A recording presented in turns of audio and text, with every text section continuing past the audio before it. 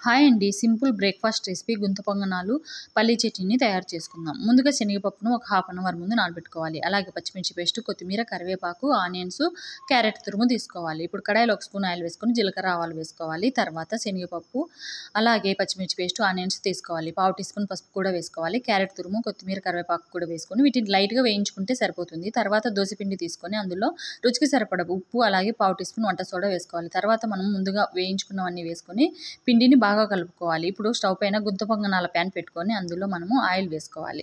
తర్వాత మనము పొంగనాలను వేసుకోవాలి. పొంగనాలన్నీ వేసుకున్న తర్వాత మూత పెట్టేసుకొని ఇప్పుడు 2 నిమిషాల పాటు మనము వాటిని అలాగే మూత పెట్టి ఉంచాలి. తర్వాత మూత తీసుకొని ఇంకొక సైడ్ కూడా బాగా కాల్చుకుంటే మనకు గుంత పొంగనాలు అనేవి రెడీ అవుతాయి. ఇందులోకి మనము పల్లీ చట్నీ కోసం మిక్సీ జార్లో ముందుగా వేయించుకున్న పల్లీలు, రుచికి సరిపడా ఉప్పు, వేయించుకున్న పచ్చిమిర్చి, టమాటా, అలాగే కొద్దిగా వాటర్ వేసుకొని మెత్తగా గ్రైండ్ చేసుకుంటే పల్లీ చట్నీ కూడా రెడీ అవుతుంది. వీడియో నచ్చితే ఒక లైక్ చేయండి.